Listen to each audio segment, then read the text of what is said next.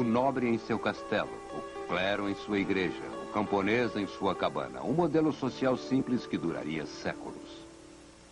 Mas embora fosse bem sucedido para restabelecer a ordem, o mesmo modelo alimentaria os fatores que drenariam suas forças. A ordem feudal, neste episódio de A Tradição Ocidental.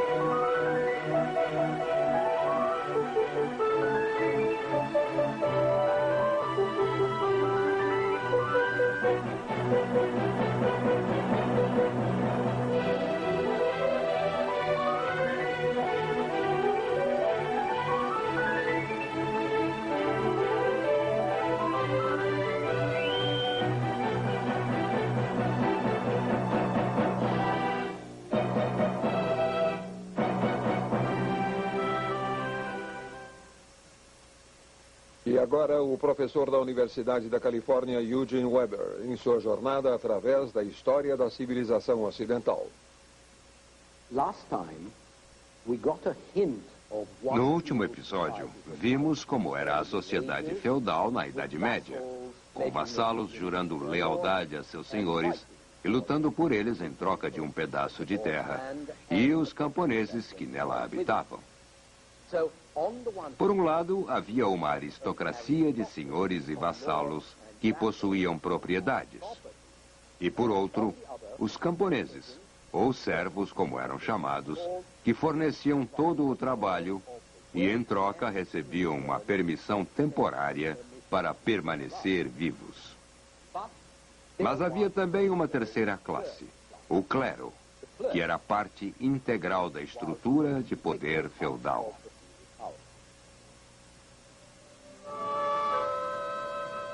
A igreja estava indo muito bem. Recebera terras e tesouros. E administrava sua riqueza com mais continuidade que os proprietários seculares, que variavam em qualidade e geralmente estavam fora, roubando algum outro senhor. A igreja jamais morreu. E assim tornou-se mais rica e liderou um novo renascimento cultural por volta do ano 1000. Esta é a época descrita por um monge na Borgonha, chamado Raoul Glaber, que não apreciava muito sua época, mas disse que o tecido das igrejas fora refeito. E todas as nações da cristandade brigavam entre si sobre quem deveria orar nos prédios mais bonitos. As igrejas das quais Glaber fala são do chamado estilo romano, ou romântico. O gótico foi inventado apenas um século depois. Mas elas são fantásticas, e enquanto a construção religiosa progredia, o mesmo acontecia com o pensamento religioso, ou melhor, o do clero sobre assuntos públicos. E isto produziu um novo modelo social, mais realista que o anterior, que tinha o rei como um homem de paz no centro da sociedade, protegendo todo o resto. Embora o clero ainda considerasse o governante cristão importante, agora ele era parte de uma sociedade cristã mais ampla, dividida em 3 categorias sociais, cada uma com uma função em particular. Os homens que oravam, os homens que lutavam e os homens que trabalhavam. Neste modelo, o espiritual é superior ao temporal e a espada é superior à enxada. Alguns rezavam para salvar a alma, outros lutavam para salvar os corpos e as propriedades da comunidade. E ambos mereciam ser sustentados pelos trabalhos de outros. Assim, abaixo havia os camponeses, trabalhando para alimentar a todos. Era um modelo simples, e sua simplicidade o manteve vivo por muito tempo. O modelo também proporcionava a justificativa para a inatividade, fazendo-o aparecer honrada e representando o trabalho braçal como desonrado, o que era quando o modelo foi concebido. Os que podiam, oravam ou lutavam, e os que não podiam, trabalhavam. Assim, a produção era uma atividade vulgar, e os nobres e os santos eram inativos e não produtivos. Pode-se argumentar que isto era contrário à tradição cristã, pois Cristo era carpinteiro. E algumas ordens monásticas, como a de São Benedito, exigiam o trabalho braçal. Como diz o ditado em latim, laborare est orare, trabalhar é orar. Mas a verdade é que as únicas razões pelas quais as ordens monásticas recomendavam trabalho era, primeiro, para evitar o tédio, durante o qual a mente poderia vagar em direções perigosas. E segundo, para ensinar humildade, exatamente pelo fato de o trabalho ser uma experiência humilde. Na melhor das hipóteses, o trabalho era um incentivo ao empenho espiritual. Sua tarefa era auxiliar na oração e contemplação para que pudessem prosseguir sem dificuldades materiais. A produtividade não era preocupação das mentes nobres, e esta seria uma noção que deixaria sua marca na sociedade e cultura ocidentais. Além disso, o modelo tripartite de clero, nobre e camponeses, que pretendia representar a ordem, na verdade criou atrito, amargura e hostilidade, geradas pela relação de poder que descrevia. Percebendo o atrito, a Igreja tentou minimizá-lo, propagando a noção de que a ordem social era baseada em cooperação e serviços mutuamente prestados. Este quadro, intitulado Alegoria do Bom Governo, do artista Lorenzetti do século XIV, reflete a ideia de cooperação e independência.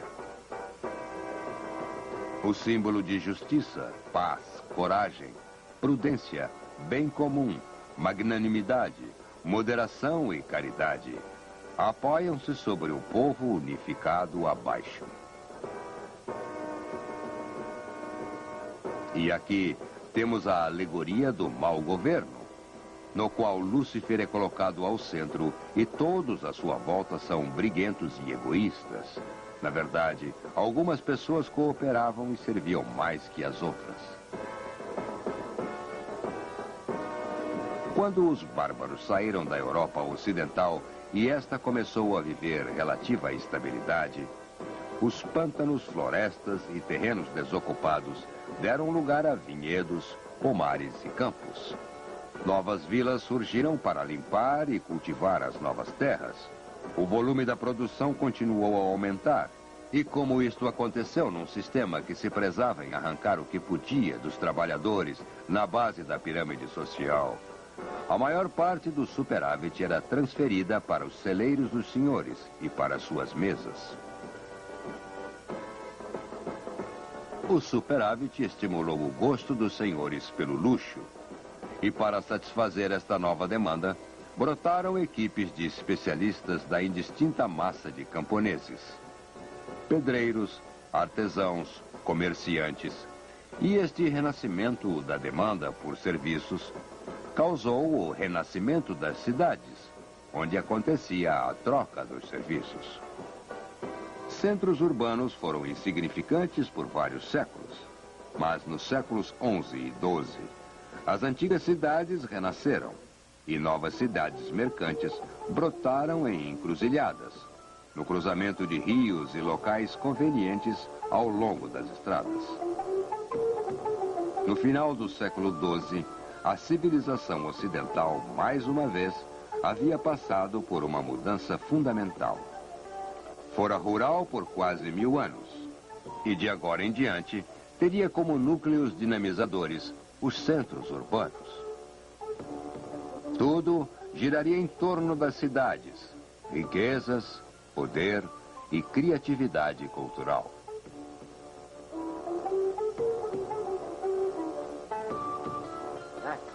Naturalmente, uma mudança tão profunda teve um impacto no modelo das três ordens e nas relações sociais que este modelo tentou estabilizar. Em cada ordem, o progresso material complicava a hierarquia social. Na igreja, o renascimento urbano enfatizou a ruptura entre as ordens monásticas rurais e os mosteiros. E, por outro lado, o clero urbano, que crescia ao redor da catedral da nova cidade. Entre os aristocratas, a crescente importância da economia urbana deu mais força aos senhores que controlavam os mercados às custas daqueles que viviam nos campos. Mas a maior revolução ocorreu não no topo, mas sim no terceiro nível, entre os camponeses. A mais baixa das três ordens tornara-se cada vez mais múltipla e diversa. Os camponeses ainda representavam a grande maioria, mas mesmo no patamar rural havia mais mobilidade. E alguns camponeses assumiram melhor posição em relação aos outros. Mas o contraste era mais forte nas cidades, com seus artesãos, artífices, pequenos comerciantes e principalmente com mercadores, que operavam em grande escala e que, em alguns casos, haviam se tornado príncipes mercadores. Organizações profissionais também desenvolviam-se, associações e fraternidades que defendiam os interesses de uma paróquia ou mercado, e corporações de mestres e estudantes das novas escolas que foram fundadas. Estas escolas surgiram primeiro em Bolonha e Paris, mas logo apareceram em todas as grandes cidades, funcionando sob patentes cedidas pelo Papa, o Imperador ou o Rei. A palavra universidade é um termo medieval para tais corporações independentes. Com todas estas mudanças, apareceu mais um conflito. Típico da luta entre a ordem antiga e as novas forças, foi o acordo assinado em 1215 entre João, rei da Inglaterra, e seus barões. Um acordo que chamamos hoje de Magna Carta, ou a Grande Carta. Quando João tornou-se rei, a administração real havia melhorado, mas não as finanças reais. Assim, João fazia os nobres, o clero e as cidades pagarem impostos. Ele transgrediu seus privilégios e, enviando oficiais para a coleta de impostos, levou o reino à beira da guerra civil. O único modo de evitar o conflito foi um acordo que descrevia os direitos dos homens livres, principalmente dos barões, claro, e do clero, mas também das cidades e dos mercadores.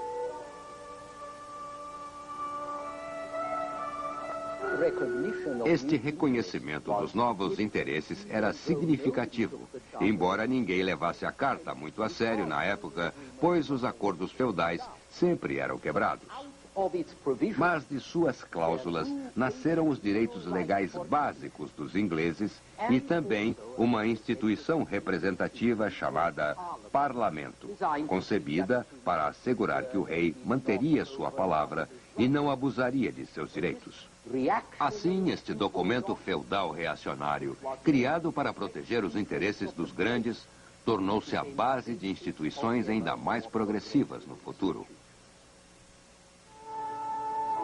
Nesta época, na Europa, a atividade econômica em todos os níveis havia afrouxado antigos impedimentos, enfraquecido laços feudais e lealdades aos clãs nobres. Com a prosperidade, a Europa tornou-se mais aventureira, interessada em progresso material, acreditando que o mundo fora criado para o homem e que o homem era espiritualmente responsável por dominá-lo. A época sugeria uma nova esperança para o sucesso pessoal e espalhava a espantosa ideia de progresso, a noção de que tudo realmente ficava melhor, de que a única esperança não estava apenas nos céus, mas na terra também. Era possível melhorar a vida trabalhando bastante, lutando bem e mostrando iniciativa nos negócios ou habilidade na administração dos assuntos de seu senhor. Uma boa indicação deste novo espírito era que a Europa passava de uma postura defensiva para uma ofensiva. Embarcou num tipo de aventura imperialista, característica de sociedades cheias de energia, vitalidade e autoconfiança.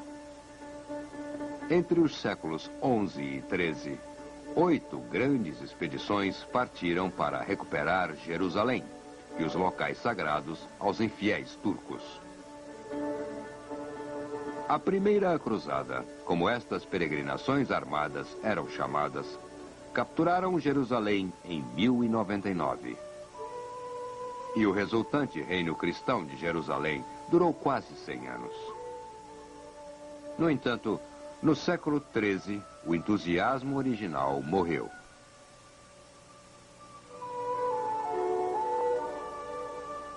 A Quarta Cruzada, em 1204, supostamente direcionada contra o Egito, acabou capturando Constantinopla e criou um reino latino que durou 60 anos. Mas as pessoas perdiam o interesse.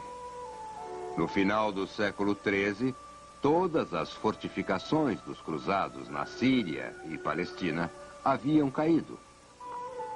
E Acre, a última, sucumbiu em 1291. A recaptura da Terra Santa dos infiéis foi certamente um fator crucial que inspirou as cruzadas. Mas havia outros interesses também. O mais importante era a determinação de reduzir as lutas e a desordem na Europa, enviando-as para outros continentes. Ou se isso não fosse possível, o espírito feudal poderia ser útil, direcionando-o contra os hereges cristãos em casa. Todas as heresias ameaçavam o monopólio ideológico da igreja e, portanto, tinham que ser exterminadas. Assim, os primeiros hereges cristãos foram queimados na fogueira logo depois do ano 1000 depois de Cristo. No século XIII, uma cruzada foi iniciada contra os albigenses, ou cátaros, os puros que viviam na área de Albi, ao sudoeste da França. Os albigenses eram uma ameaça séria, pois consideravam Deus e Satã, bem e mal, como iguais no poder. Tudo que fosse material, o mundo e a matéria, fora criado pelo mal. Isto incluía a estrutura política, o sistema feudal e também a igreja, pois ela advogava que a salvação era possível neste mundo. Assim, os albigenses ameaçavam a todos no poder. Não podiam ser tolerados e foram exterminados sem piedade. Os cruzados da Idade Média não discriminavam. Matavam europeus com o mesmo entusiasmo que matavam os não-europeus. Na verdade, após a tomada de uma fortificação albigense em Béziers, quando um soldado perguntou ao bispo como diferenciar os bons católicos dos hereges, o bispo foi claro: mate todos. Deus vai reconhecer os que são seus. Mas o tipo mais popular de cruzada era aquela para converter os infiéis estrangeiros, de preferência os que não estivessem muito longe. E se não se convertessem, seriam mortos e bons cristãos eram assentados em suas terras. A reconquista da Espanha dos árabes foi uma lucrativa campanha, concluída em 1492, e as expedições que a Espanha e Portugal enviaram ao norte da África e o outro lado do Atlântico para a América também foram tipos de cruzadas. Assim, a tradição das cruzadas e a experiência colonial fundiram-se, assim como suas aspirações. Altos objetivos espirituais e baixos objetivos materiais. O desejo de sair de casa de livrar-se de inimigos de fé, vigor, empreendimento e cobiça. Mas, ao mesmo tempo, as pessoas tentavam afirmar-se, sem controle dos mais velhos e melhores, e principalmente da igreja. No século XII, uma profana cultura secular parecia emancipada da igreja, às vezes crítica da mesma, refletindo um novo público de pessoas urbanas, que queriam desfrutar de sua nova prosperidade e de senhores e senhoras que queriam desfrutar-se mutuamente. Em Colônia, na época a cidade mais importante da Alemanha, um poeta urbano escreveu uma canção cujo primeiro verso pode ser interpretado assim. O caminho primaveril eu percorro, direto para a gruta de Satã. Ignorando a virtude eu corro, vivendo uma vida tão vã. Não espero ao céu chegar, meu lema é ceder ao prazer, já que minha alma irá queimar, salvo minha pele, é o meu dizer.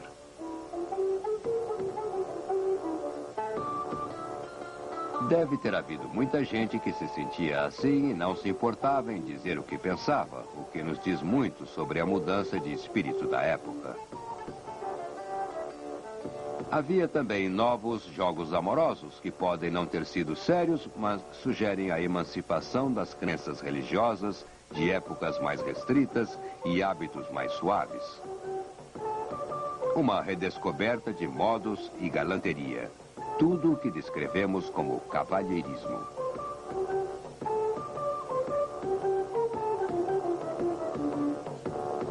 Um bom exemplo disto é um romance conhecido na época. Por volta do ano 1200, em algum lugar da França, um trovador, um poeta e cantor viajante, criou a história de amor de Aucassin e Nicolette.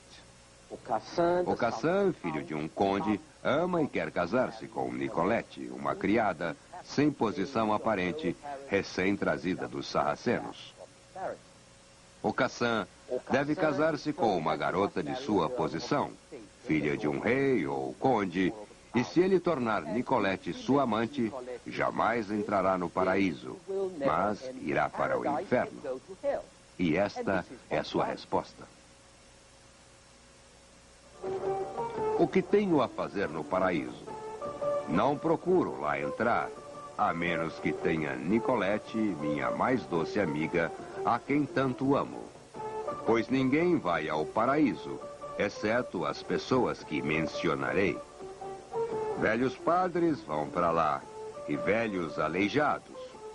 E os miseráveis deformados que rastejam noite e dia perante os altares, e aqueles vestidos em velhas capas puídas, trapos e farrapos, que estão nus e descalços, e cheios de feridas, e morrem de fome, sede, frio e misérias. Estes vão para o paraíso. Com eles não tenho nada em comum. Mas para o inferno eu irei, pois para lá vão os finos servidores e cavaleiros que morreram em torneios e grandes guerras.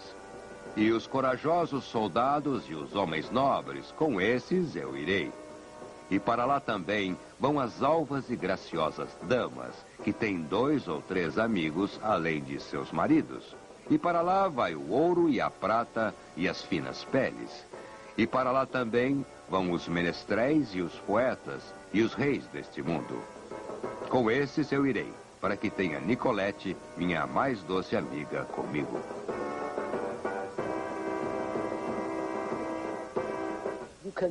É possível ver aqui uma reversão de todos os valores aceitáveis. Enquanto seu pai recusa a ele a permissão para casar, Aucassin recusa-se a lutar na guerra que ameaça as propriedades de seu pai e as suas. Finalmente, pai e filho fazem um acordo. E Aucassin luta e vence, para descobrir que seu pai não mantém a palavra. Não, ele não deixará que Aucassin veja Nicolette. E assim, Aucassin liberta o líder do inimigo que fizera prisioneiro e pede que o mesmo o faça o maior dano possível a seu pai. Como veem, Todos os valores aceitos, cristão, filial, feudal, são massacrados por uma loucura amorosa. Quanto às aventuras dos jovens, elas continuam. Perdem-se um do outro, encontram-se, beijam-se, casam-se e vivem felizes para sempre. E este é um ótimo ponto para terminarmos. No próximo episódio,